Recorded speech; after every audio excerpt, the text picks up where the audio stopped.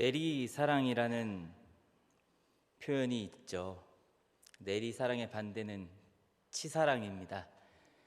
내리사랑이 잘 될까요? 치사랑이 잘 될까요? 당연히 내리사랑입니다. 저는 내리사랑이라는 표현에 대해 알고는 있었지만 잘 몰랐었던 것 같아요. 그러니까 알고는 있었는데 자녀가 생기고 나서 이제 아주 조금 알 것 같아요. 저는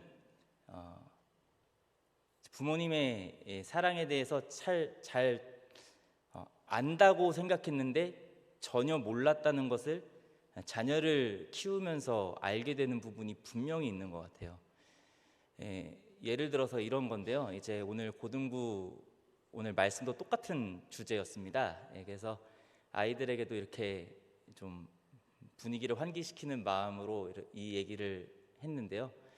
그러니까 지금은 뭐 치킨 먹는 게 굉장히 자유롭잖아요. 많이 비싸졌다고 해도 맘만 먹으면 시켜 먹을 수 있는 게 치킨이었잖아요. 근데 저 어렸을 때만 해도 그런 배달이 잘 아니었어요. 그런 메이커 치킨은 이제 KFC가 좀 등장할 때였고, 그런 이제 양념 통닭집이 있습니다. 이제 프라이드 통닭, 양념 통닭을 이제 큰 마음을 먹고 이제 부모님도 사주시는 거잖아요. 그러면 꼭 저랑 동생한테 닭다리를 먼저 주세요. 근데 그러니까 제가 어렸을 때는 이게 그냥 부모님이 별로 안 좋아하시나 보다, 이거 그냥 당연히 제가 먹는 건 줄 알았어요. 정말요. 정말 이거는 제가 다리는 그냥 제 건가 보다 했어요. 근데 지금 보니까 부모님 닭다리 너무 좋아하시더라고요. 저는 거기서 깨달은 게 있어요. 제가 뭐 삼계탕이나 아이들 이렇게 닭다리를 뭐 찜닭이나 뭐 이런 치킨을 먹을 때 제가 애들을 먼저 다리를 주고 제가 다리를 포기하더라고요. 근데 포기하는 게 힘들더라고요. 제가 먹고 싶어요. 좀 그만 먹으면 안 되니 이러고 싶고 제가 먹고 싶어요. 맛있는 걸. 근데 그게 아니더라고요. 저는 몰랐어요. 진짜 알긴 알았는데 몰랐어요. 이게 사랑인 줄 몰랐어요. 저는 그게 당연한 건 줄 알았거든요. 근데 그게 아니더라고요. 그리고 꼭 부모님이 음식을 챙겨주시면 식은 음식을 드신다라는 거를 몰랐어요. 저는 너무 애들이랑 같이 밥 먹는 게 불편해요. 맨날 맛없게 먹어야 되거든요. 애들을 다 잘라주고 나서, 고기나 이런 거 잘라주고 나서 먹으면 맛이 없어요. 다 식어서, 비틀어지고 식어서. 삼겹살 같은 거 잘라줘도 뜨거운 거 먹으려면 저랑 아내랑 둘이 이렇게 먹을 때만 허겁지겁 맛있게 먹을 수 있지, 애들한테 먹을 때는 먼저 챙겨주고 먹어야 되니까 이 차가운 음식을 좀 먹게 되더라고요. 맛이 없어요. 저는 이런 게 희생과 사랑이라는 걸 몰랐어요. 정말 안다고 생각하는데 아무것도 몰랐더라고요.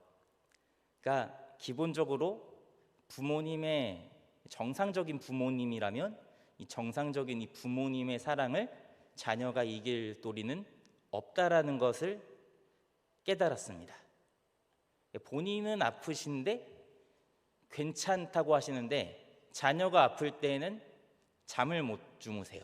이런 것들이 생각이 원래는 잘 안 났어요.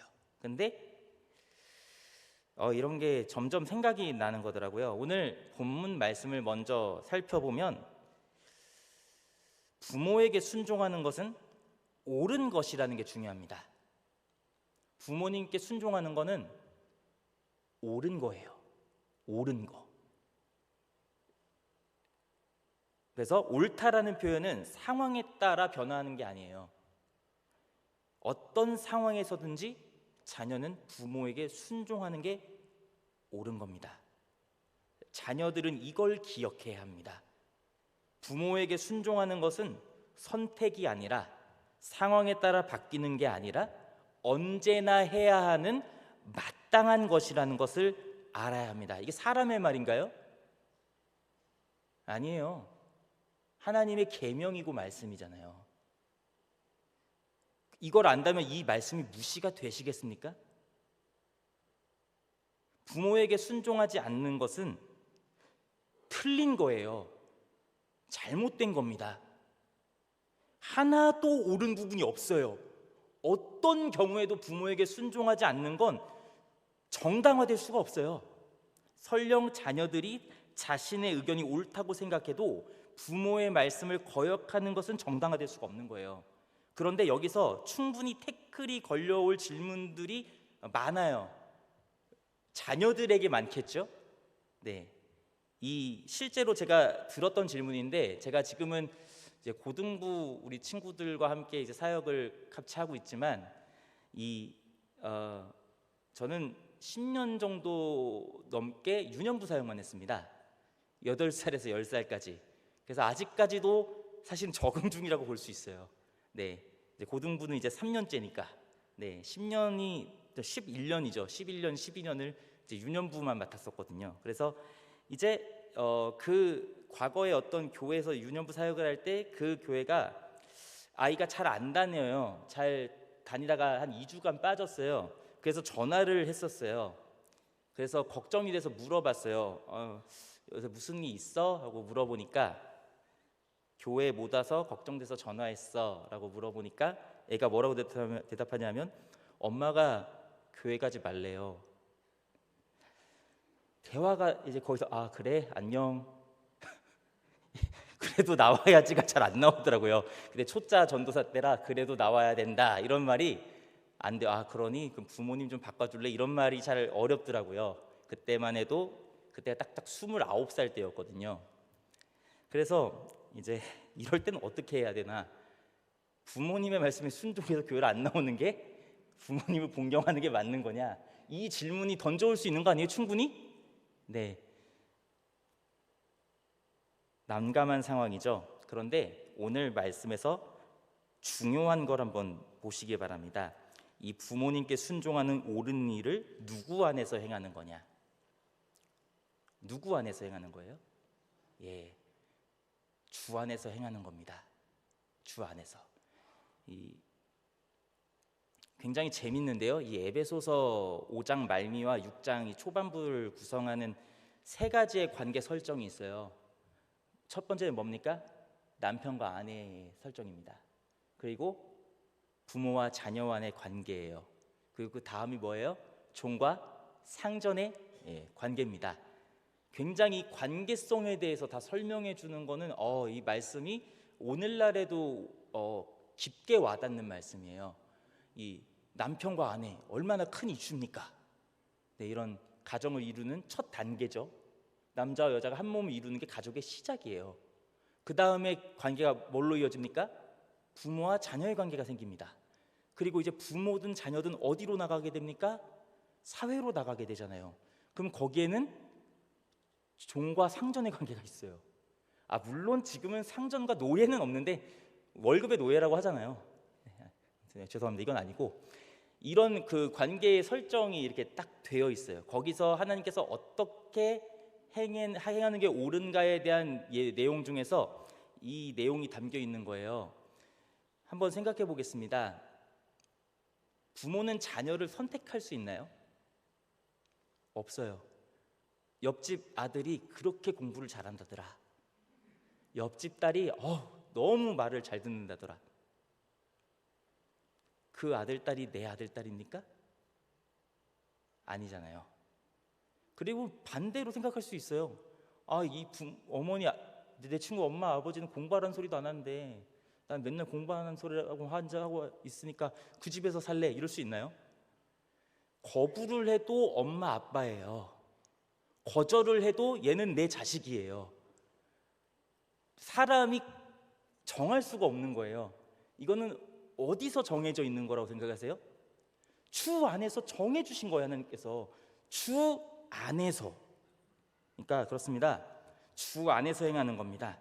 부모님께 순종하는 옳은 일 자체는 그저 도덕밖에는 되지 않는 거예요. 물론 하나님께서 명령하신 계명이기에 그것 자체로도 하나님의 말씀에 순종하는 의미 역시 갖고 있지만, 그것은 어디서 행해져야 되는 거냐?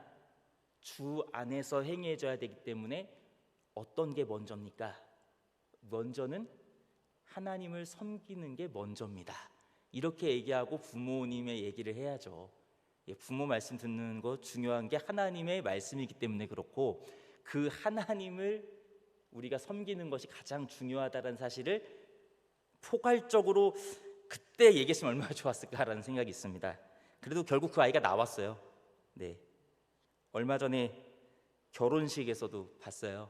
그 예전에 전도사 사역했던 그때 선생님이 결혼하신다고 연락이 와서 올해 1월인가 갔었는데 거기서 20살이 됐더라고요.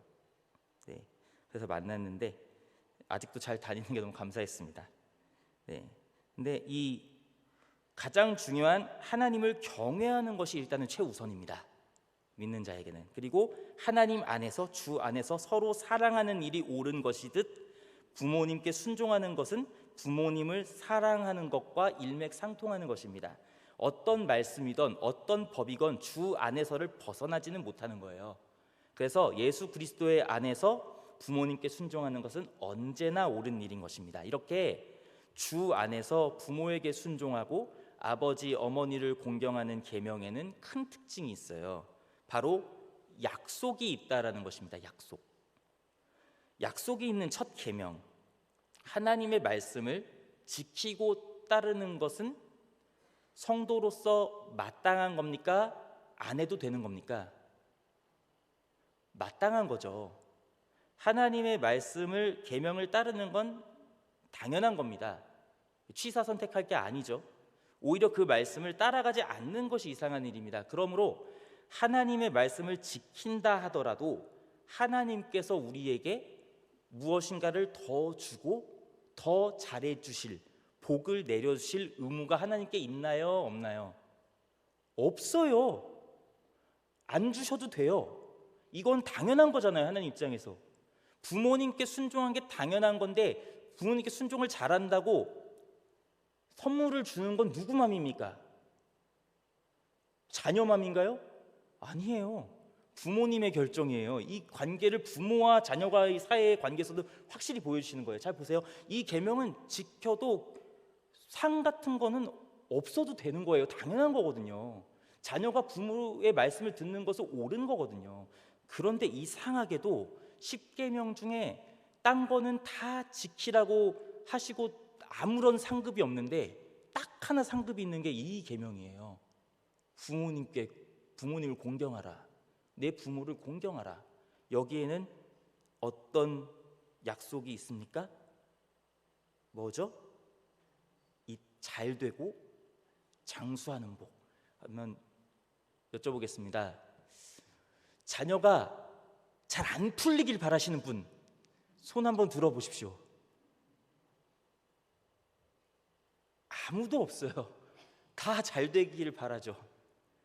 복 받길 바라고 건강하게 잘 살길 바라잖아요.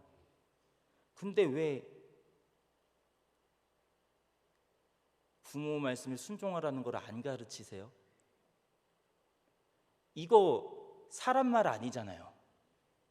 하나님 말씀이잖아요. 요새 부모님 말씀 잘 들어야 돼라는 말이 옛날엔 저는 이 진짜 너무 지겹도록 들은 말이거든요. 저 어렸을 때 학교에서도 얘기하죠. 집에서도 얘기하죠. 교회에서도 얘기하죠. 근데 애들한테 들려오는 말이 뭘까요? 요새 귓가에 들려오는 말이 뭘까요?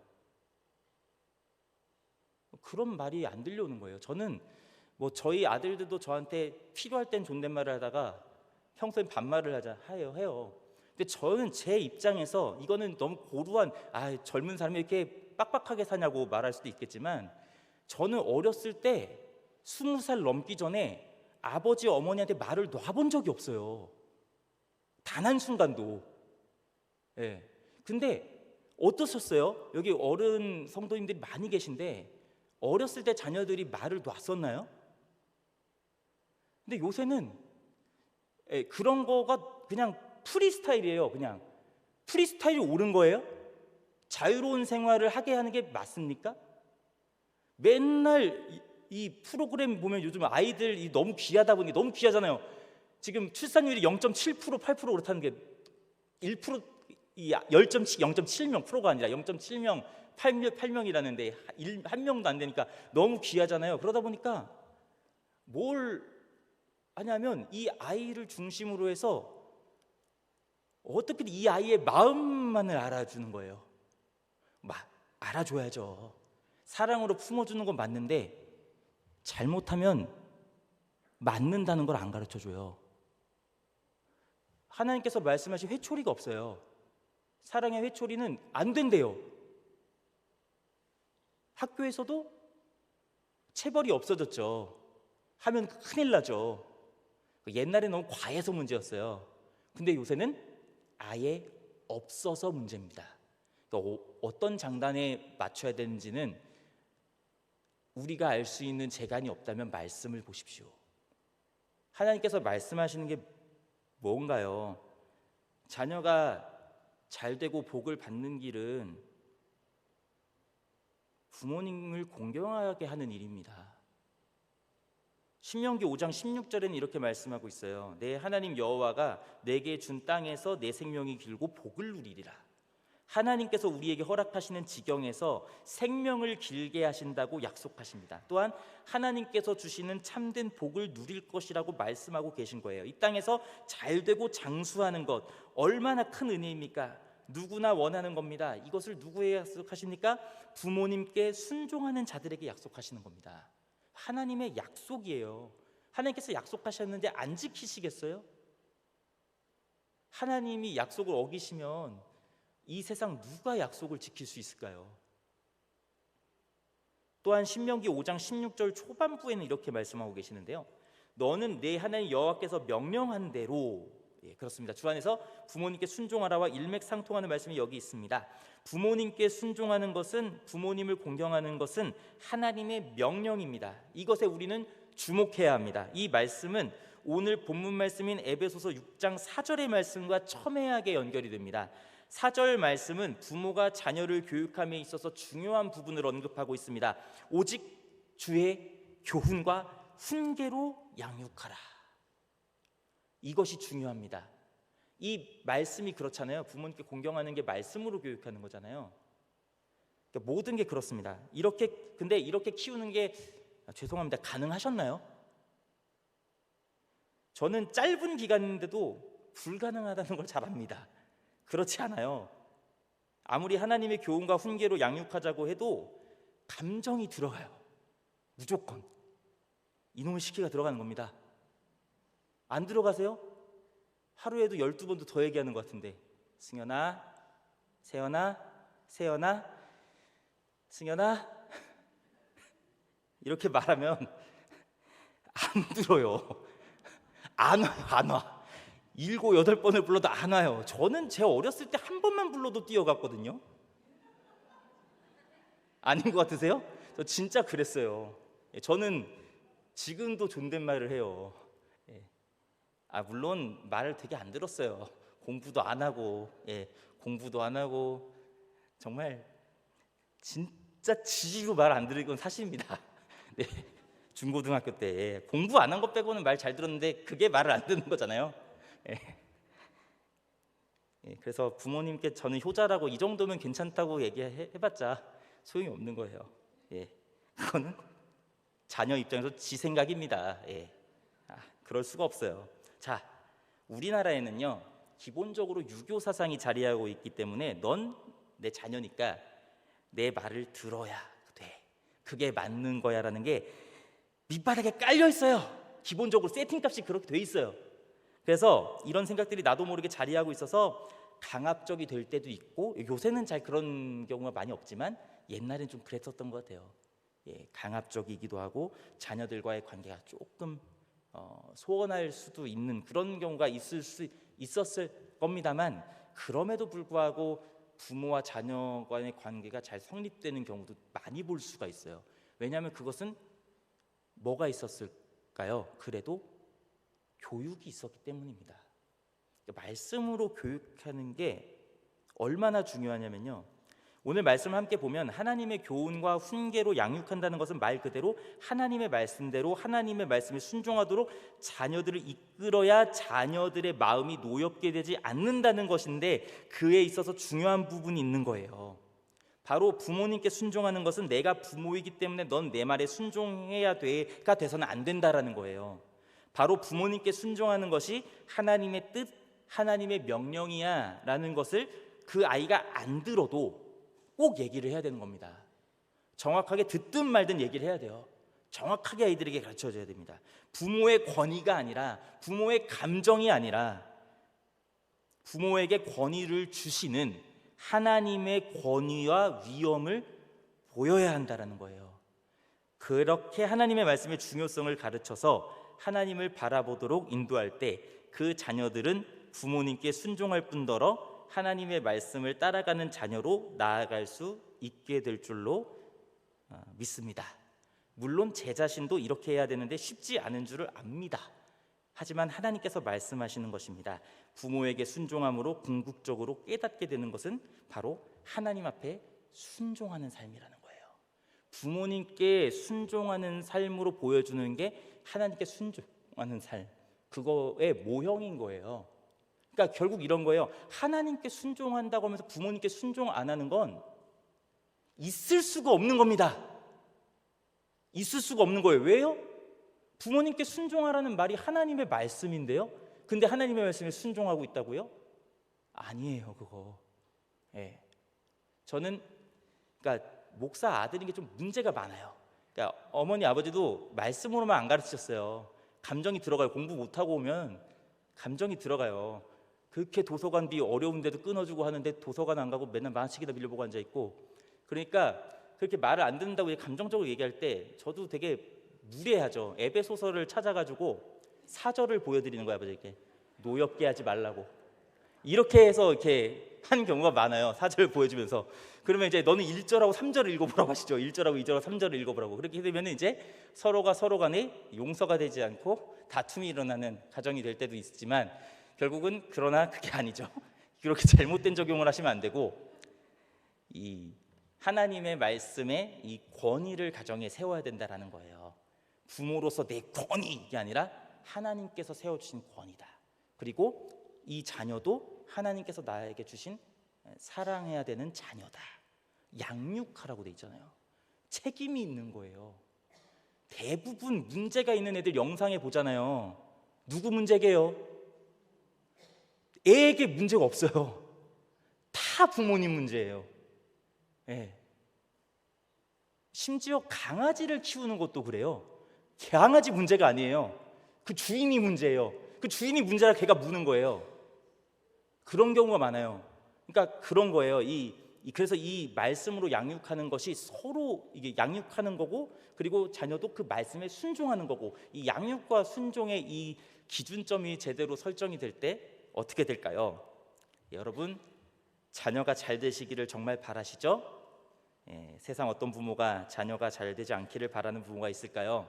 네, 그래서 자녀가 잘 되시기를 바라신다면 부모님께 순종하는 것이 하나님의 뜻임을 사랑으로 알려주십시오. 이때 말하는 사랑이란 무엇일까요? 고운 말이기도 하지만 끝까지 포기하지 말란 얘기입니다. 예, 포기하지 마세요. 지금 잘 안 믿는다고 자녀들이 안 믿는다고 포기하지 마시라는 거예요. 계속해서 알려주셔야죠. 계속해서. 이게 사랑 아닙니까? 사랑의 첫 번째 요소가 뭘까요? 고린도전서 13장에서 말씀하시는 사랑은 오래 참는 겁니다.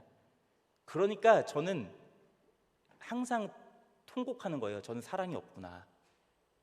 안 참아줘요, 잘.